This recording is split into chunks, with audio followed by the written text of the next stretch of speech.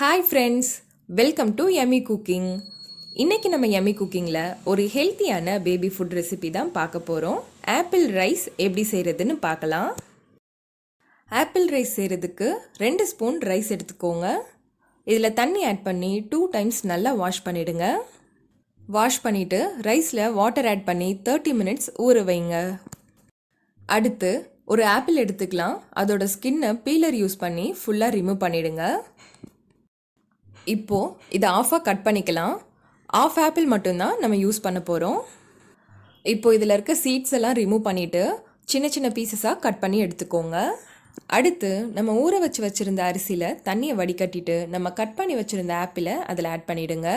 இப்போ ஒரு குக்கரில் நம்ம ஊற வச்சுருந்த அரிசி, நம்ம கட் பண்ணி வச்சுருக்க ஆப்பிள், இது ரெண்டுத்தையுமே சேர்த்துடுங்க.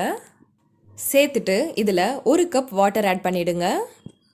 இப்போ குக்கரை க்ளோஸ் பண்ணிவிட்டு ஸ்டவ்வை மீடியம் ஃப்ளேமில் வச்சு 5 விசில் வர வரைக்கும் வேக வச்சு எடுத்துக்கோங்க.